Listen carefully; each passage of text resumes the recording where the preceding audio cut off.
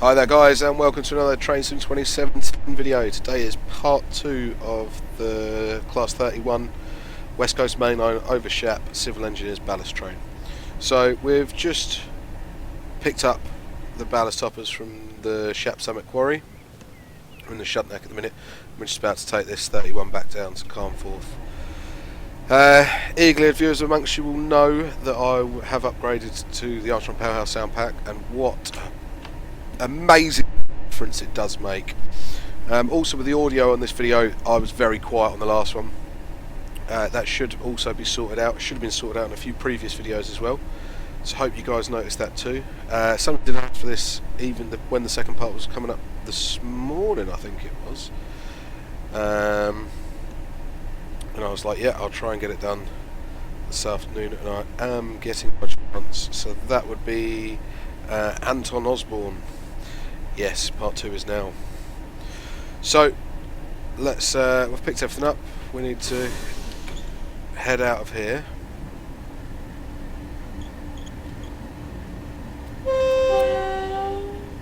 So independently controlled two-tone horn.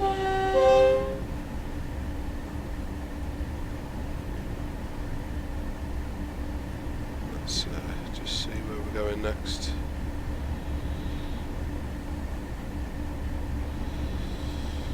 Grey rig up goods loop, stop,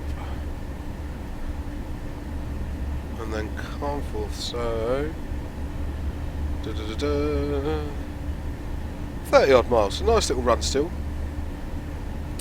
So again, this is a scenario by Keith M. Ross. It's available on the workshop. Keith M. Ross was the author of this route as well as various other ones. A legend in his own right, as you've probably heard from the other video. It's a few weeks since I did this. I can tell you how long it's actually been if another YouTube app will let me tell you when it was actually put up, but it doesn't. I think it was about 2 weeks ago all in all, and the audio was appalling.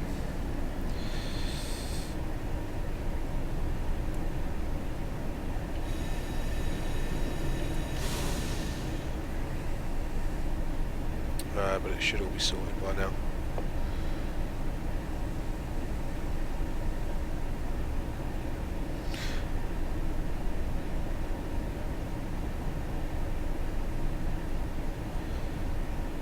So yeah, I am enjoying the sound pack for this. It was worth a £5. Some of Armstrong Powerhouse packs are starting to show their age a little bit now, just purely because he's become so good at making the enhancement packs and stuff. So a lot of my videos recently have been the Class 43 enhancement pack, which is just outstanding. But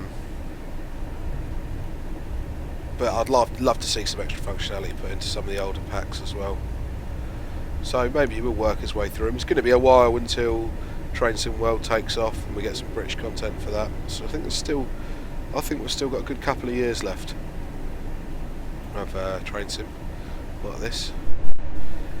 If you look at when Rail Simulator first came out, it was a long time before we even had anything half decent. We had the HST, the 166 and the 47 Black 5. That was about it. Deltic.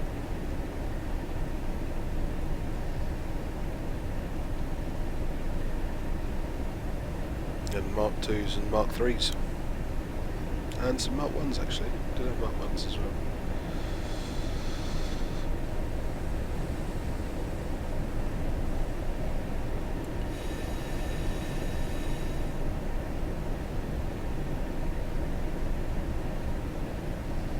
So this is how it's going down Shap now, so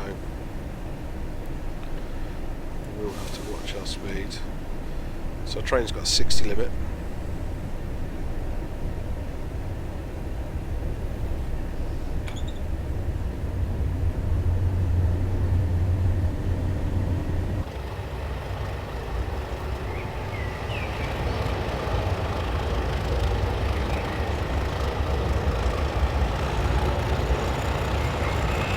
Echoey thrash in the cut in there.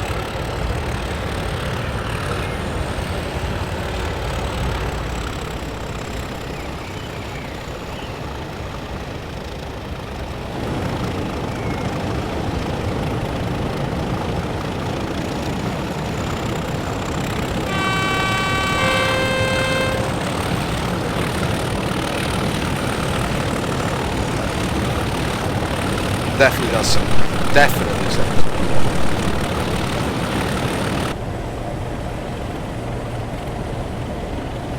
The cab sounds a lot better. The bogey run sounds just to give you that feeling that you are moving along. The brake rub's really good.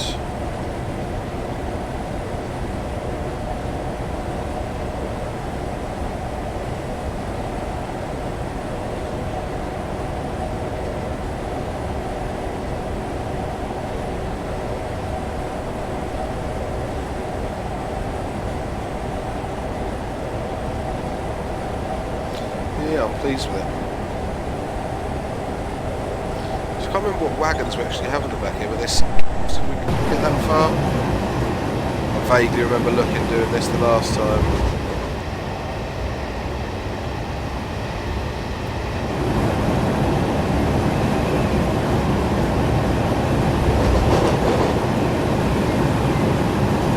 Sea lions, is it?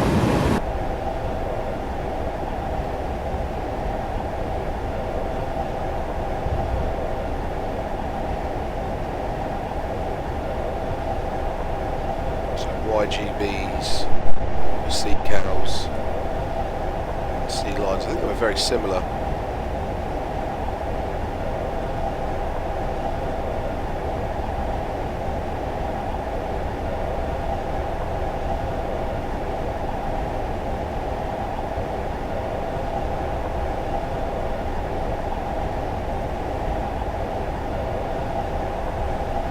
So they actually stem from the 50s. They were built.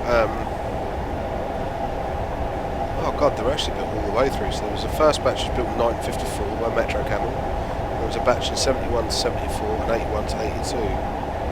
So 71 to 74 in Shildon and 81 to 82 in Ashford.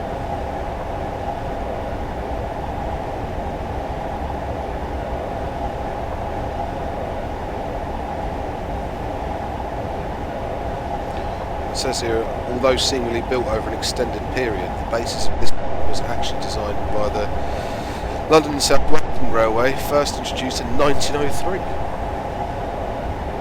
Wow. You learn something new every day.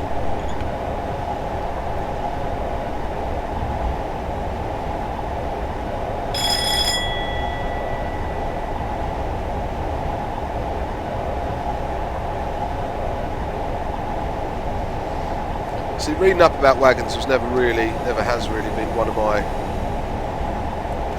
strong points. There are a lot of people out there who do it. So if you want the info on them, it's ltsv.com. It's fine, quite good for British wagons.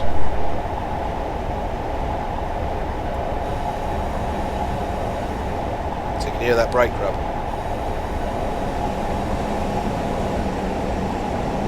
It's good, isn't it? I like that. It's just a little detail, isn't it? Tiny little detail that actually makes you feel like you've got a heavy train.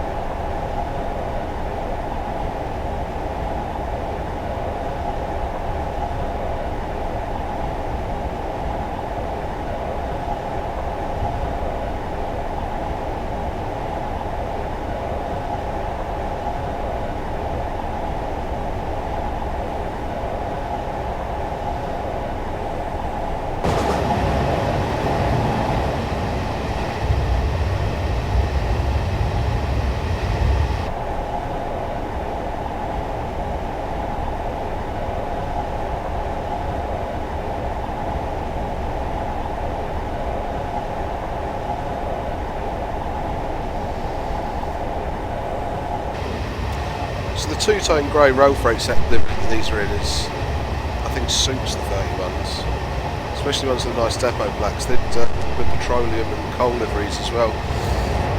Nice. I think the first time these were shipped out would have been sectorisation times about 87.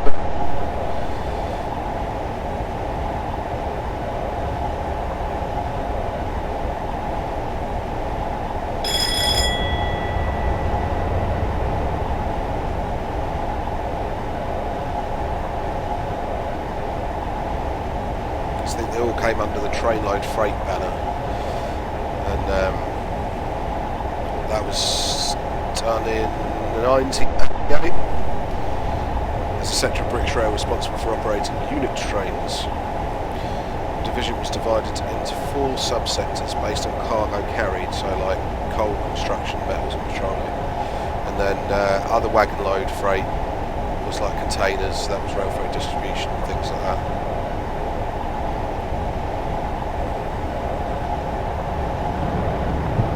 So at the time that I did that, 80% of all British Rail's total revenue was from freight. 90% of its freight traffic by mass. Wow. Trainload freight was the only consistently profitable freight sector within British Rail.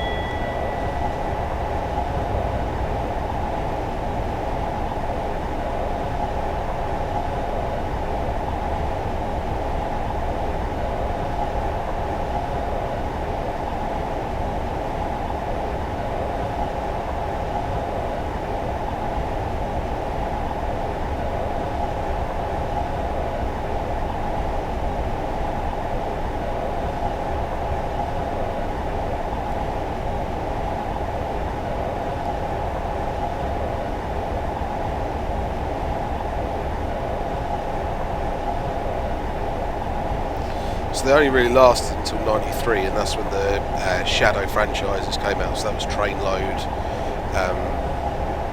Who was it? Well, let me read that up. Who was it? Loadable Mainline, Transrail, and Trainload.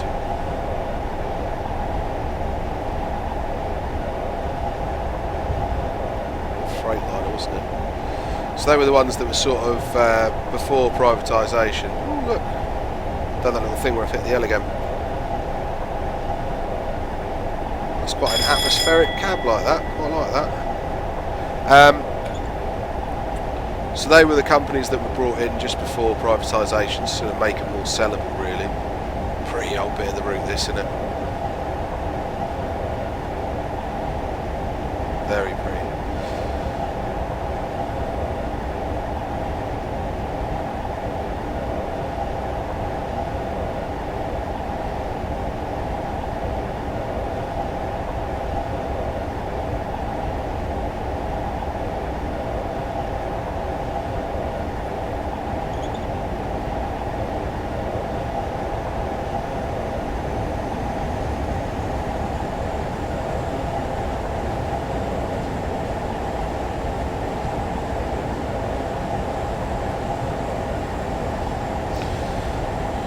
So without trying to get too political on the channel, it's it all comes back down to the Railways Act of 1993, really, which was introduced by John Major's Conservative government on the 5th November '93. It basically set the restructuring of the British Railways boards, the BRB, that owned everything, the assets to the whole of the railways.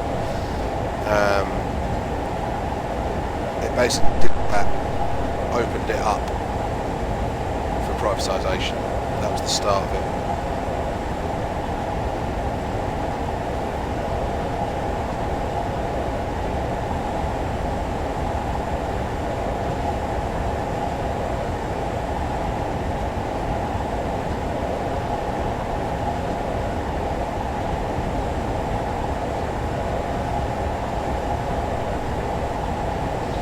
So rightly or wrongly, privatisation or not, there are people that are for it, there are people that are against it. I think there's good and bad has come out of privatisation of the railways. Rolling stock investment is questionable.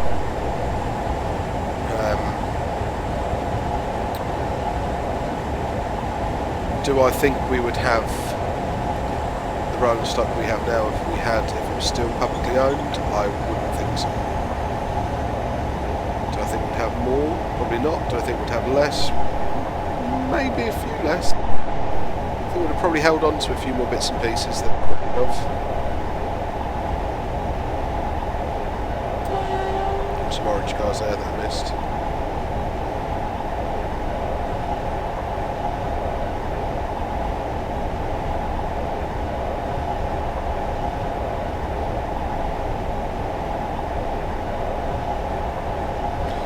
definitely things within British Rail at the time that needed to change.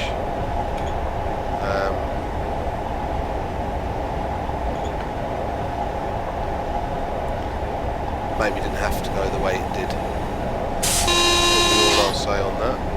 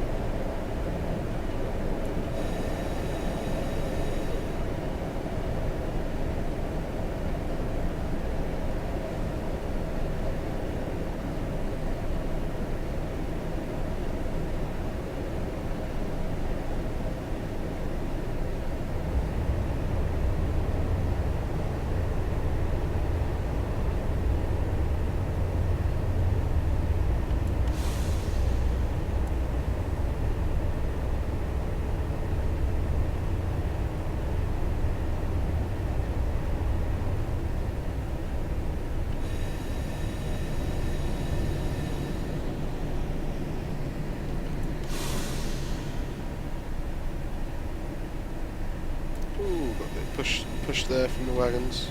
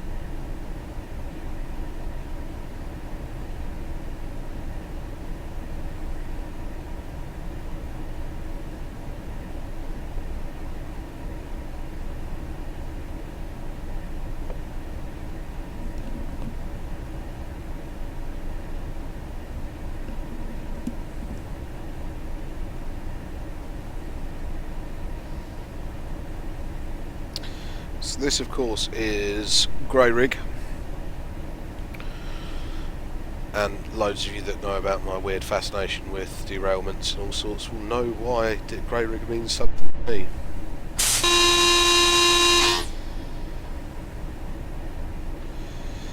So grey rig was the site 23rd of February 2007, and of the first Class 390 derailment or crash. It was a derailment, not a crash. Let's do some points that were misset or failed, I think it was. It was a faulty set of points, yeah. Points number 2B on the down main line. They were due to be inspected on February the 18th. The crash happened on February the 23rd, but they were never inspected on the 18th. So the fault had gone undetected.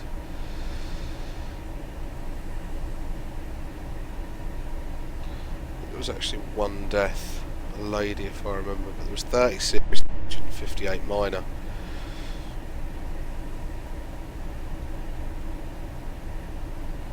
So it's the 17:30 Virgin West Coast. Oh, hang on, please wait for the following express to pass. Cool, we can talk about this while we do that then. Those of you who don't like my morbid things, skip a couple of minutes. So it's interstate service from London Euston to Glasgow Central. It derailed at 2015 by a faulty set of points almost immediately after crossing the Docker Viaduct. The rear half of the train would still have been crossing the bridge whilst the first derailed the points. The train was reported to be travelling at 95 mile an hour when it derailed. It was 390-033 City of Glasgow, which crashed. There was 105 passengers and 4 crew on board.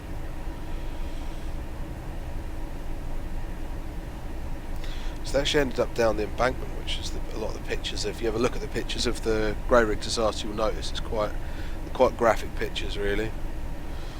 It's one derailment I don't think I've read the full incident report from. I think I've read the safety bulletins, but I don't think I've read the full thing.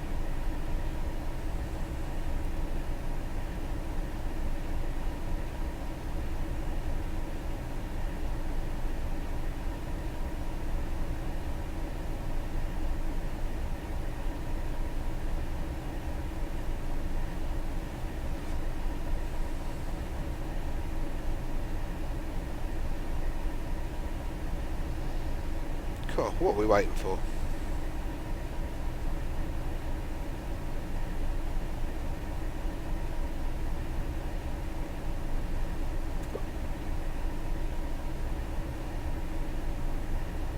Oh, you.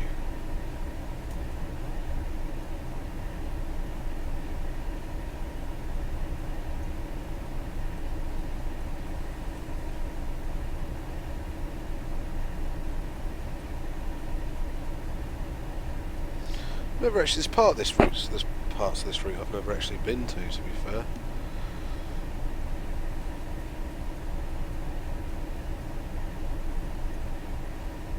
So nice though. It's very well done. Let's have a quick look and see what we're waiting for. Another 87, I'd guess.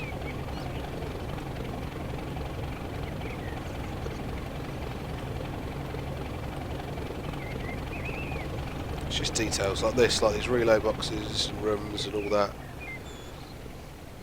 And I'm sure these do power distribution and all that sort of thing for the overhead lines. Transformers, little substations. Yes, it's very nice. And there we go. Yeah. 86.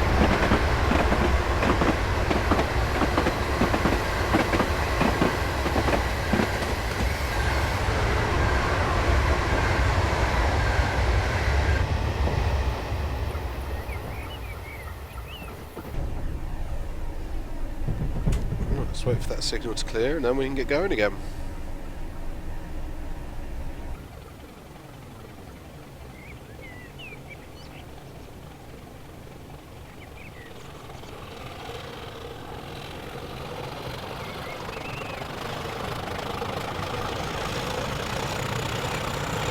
They do sound good.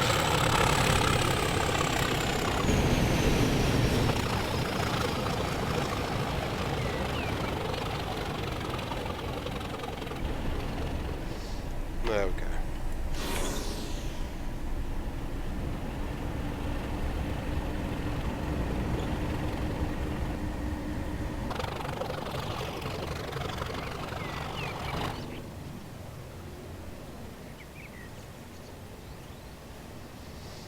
Okay, for those of you who haven't seen the other video, oh wicked! Got the view is right up here now.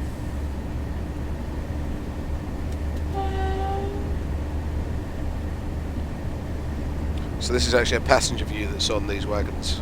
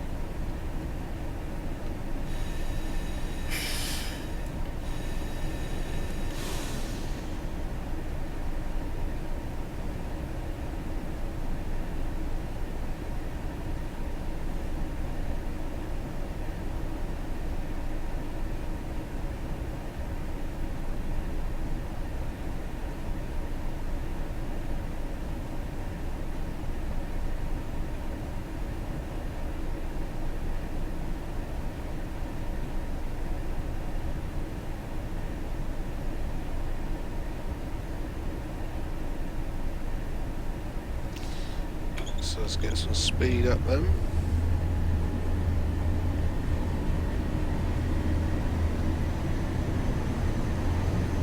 Dunes Carnforth, 20 miles from here. It's just a really enjoyable run this, really chilled. I'm not talking so much at the moment because, as you've probably heard if you watched the last video, I've got a broken rib, so talking isn't easy. Doing laughing and joking and stuff is a bit sore. So a bit of quiet videos, but there'll be a few more. So I was just reading here that Richard Branson visited the site of the derailment, and he commented on the driver, whose name was Ian Black, who's from Dumbarton. He said he was a hero as he had attempted to stop the train and remained in his seat to ensure the safety of passengers. And then there's a quote from the driver who said, "I've got to be in the cab to help the train. It never crossed my mind to leave."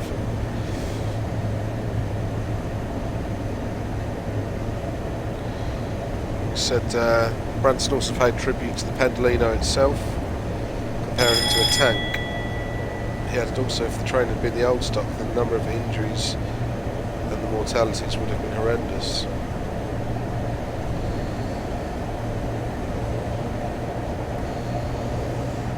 Yeah, might have a bit of a point there. I mean, Mark 3s are pretty tough. Let's not lie.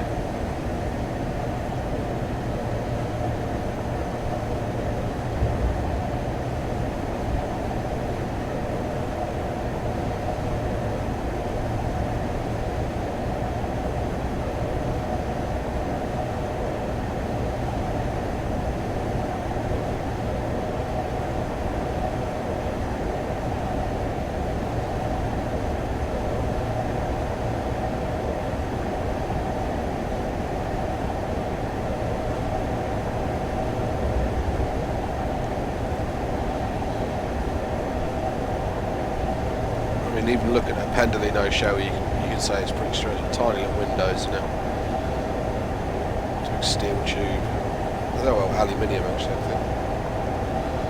Pendolinos. I'm not even that sure.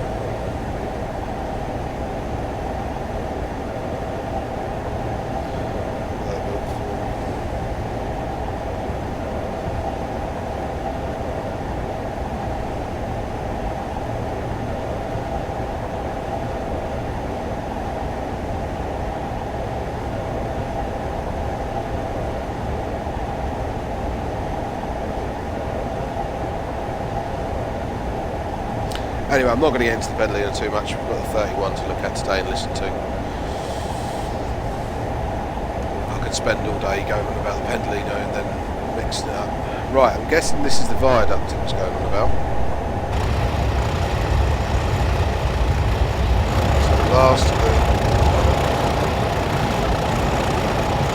the carriages were there when it hit, so.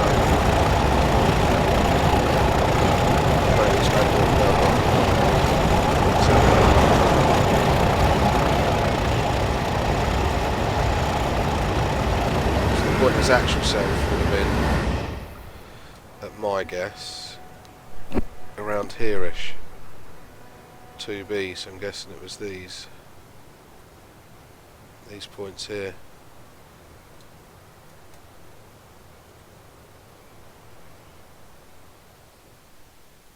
They're the only points south of that I could see. Yeah. That's quite funny, there's guys there and stuff, that's quite cool.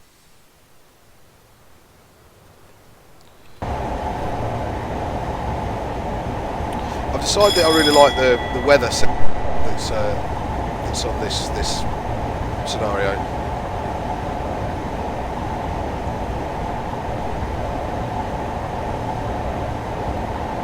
It's like really damp, Hornsby morning, doesn't it?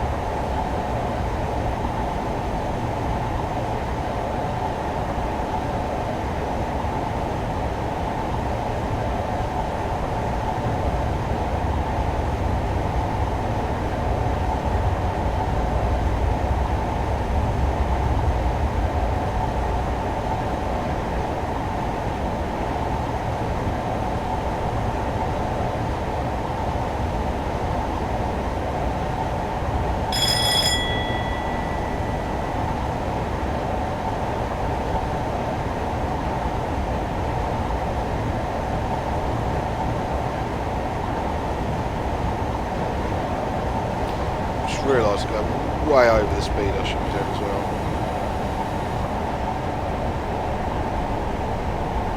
I wonder how often that actually happened.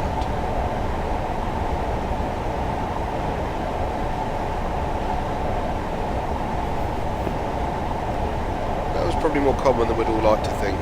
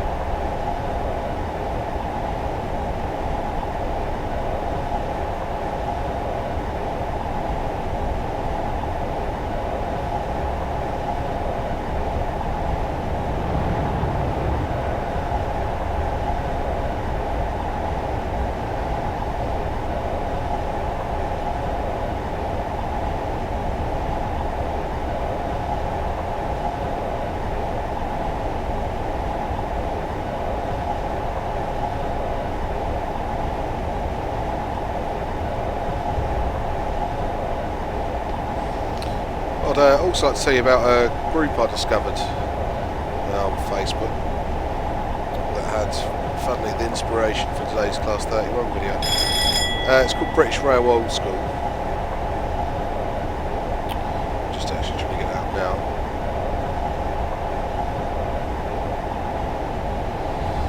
So there's 9,000 members all in. It started off by the sounds of it as a group just for ex-British Rail staff. There's lots of people on it now, and loads of knowledgeable people. I thoroughly recommend getting yourself over there and having a look, checking it out.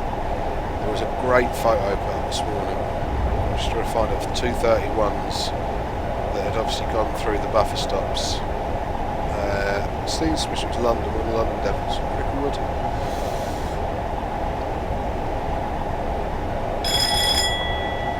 Ended up actually on the road, one bent in half with another one on top of it. There's just, like, literally I've been on it 2 days, and I think I've learnt more in 2 days. I'd say the one thing that really got me was the Chapman's weed killer train. Somebody put a picture of, and you can see the guy hanging out this window just above this spray head. And there was me thinking, I wonder what that was they actually sprayed. I wonder what weed killer they used. I don't know, it's the way my weird head works. I wonder how toxic that was, and if it was really bad for you, and what do they use now? Missing acid.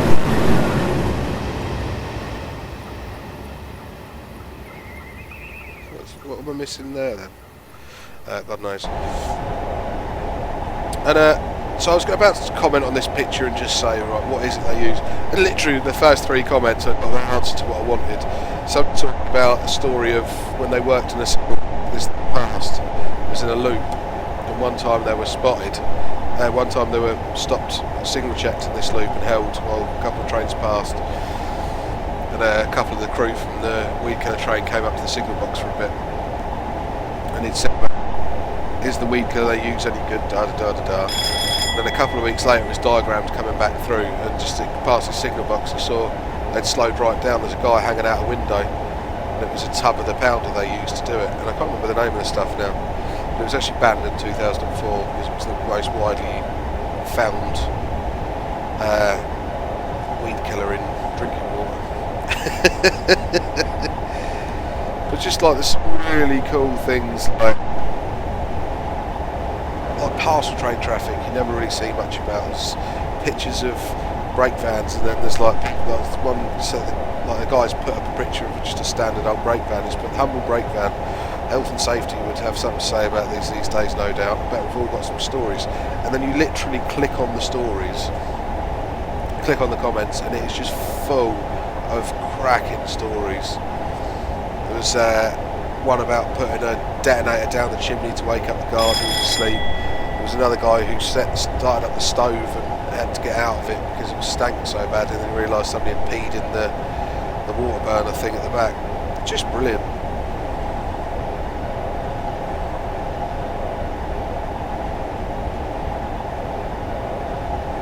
There's another one here. This guy said I was supposed to sleep somewhere near Penistone, and I was worried my ballast being thrown at the van. I thought, bloody kids. So I went onto the veranda, and a gang of plate layers were shouting, "Your brake van's on fire, mate." It's just little things like that, but these are stories.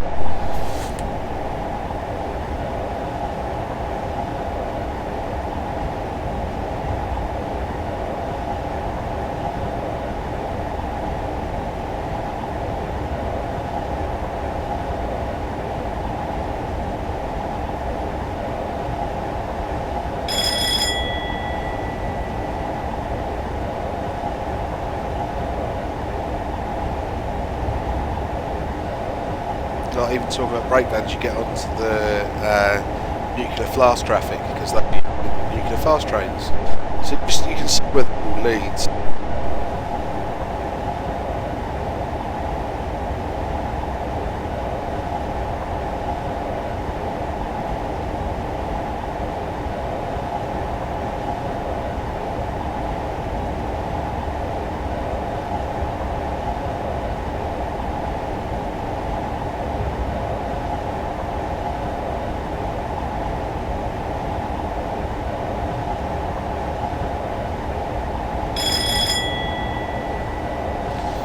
There you go. There was a guy talking about Southern Region vacuum braked bogie vans that had an air train pipe fitted and used in the Ford Halewood Dagenham Dock car trains, and they were there primarily just for the BTP to catch car radio thieves.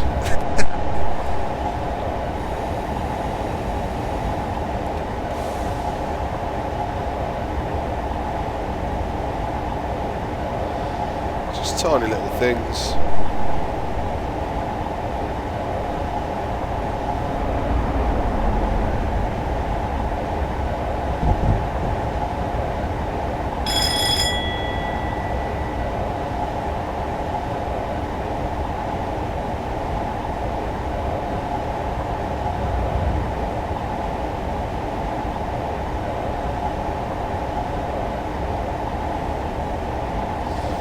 Another really good picture was put up the other day of class 45.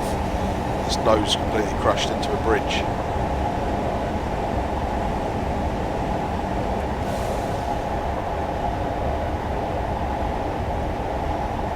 And there is also a lot of information on there if you are old school British Rail.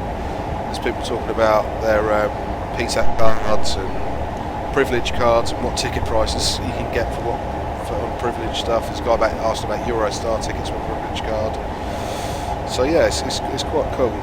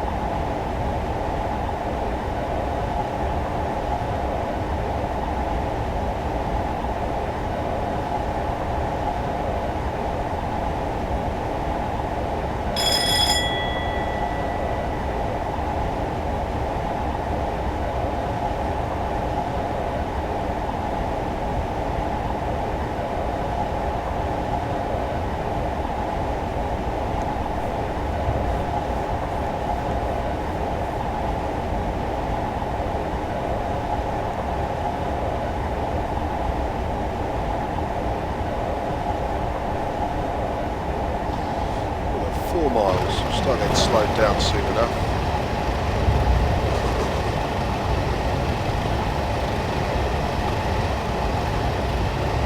Although this has been a really nice and interesting scenario.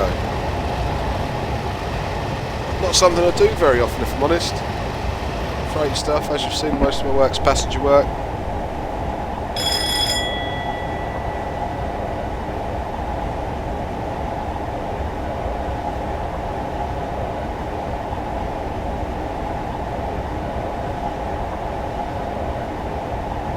I never get too bored of going down the West Coast main line either.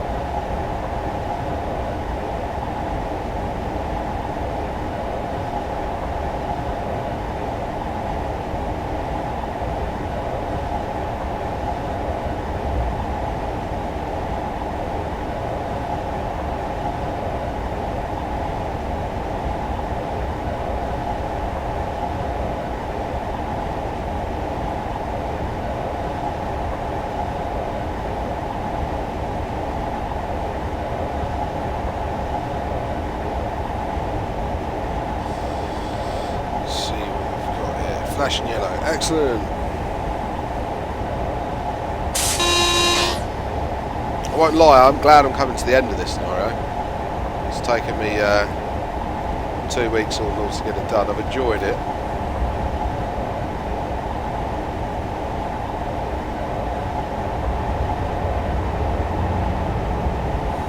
I'm going over 60 again. And I've enjoyed the 31. Line.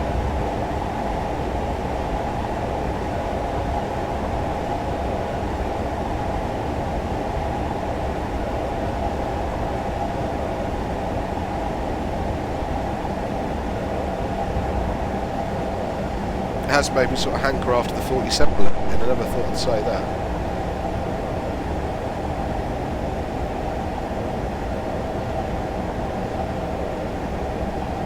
Actually see quite a nice UK train sim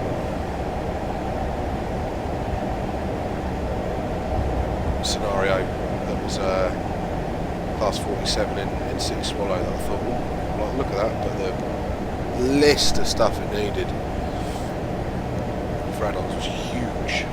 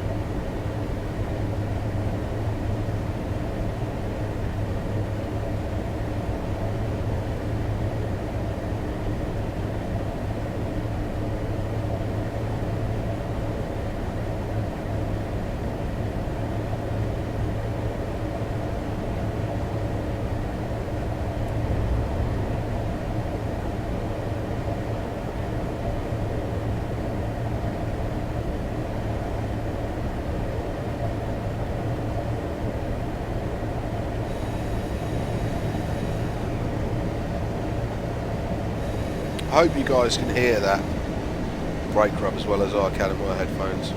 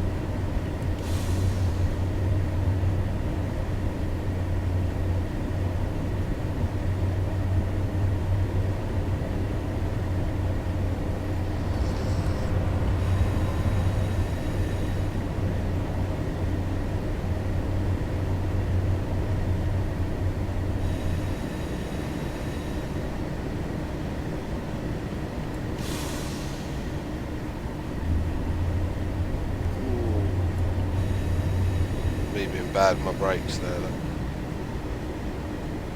Taking them off too quick.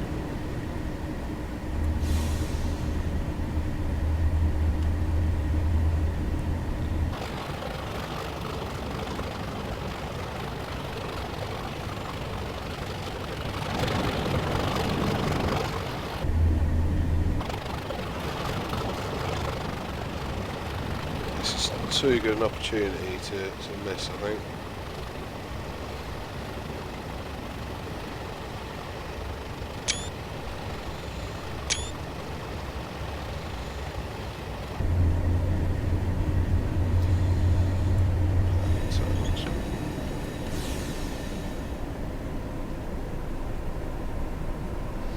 So I think this is just about us. We'll stop at this red here. We'll have a quick look around.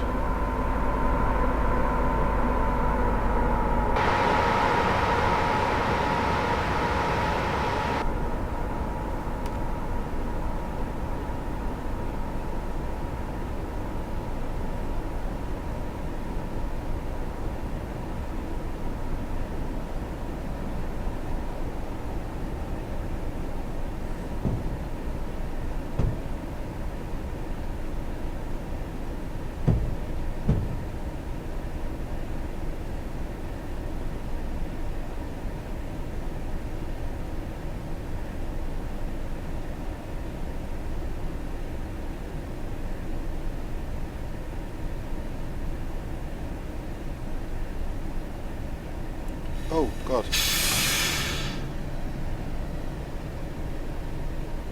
Me gone too far. That would be just right. I'd mess that right up at the very end, wouldn't I? We spattered at the end. Ah, well. I wasn't looking. I was too busy trying to prepare myself to pack everything away and go in for this evening and try and lie on my sofa and sort my chest out a bit. Thank you very much for joining me, guys. Sorry it hasn't been the most enthusiastic video, but do feel free to like, share and subscribe. I'll be back soon with some more Train Sim 2017 content for you all. Thanks so much.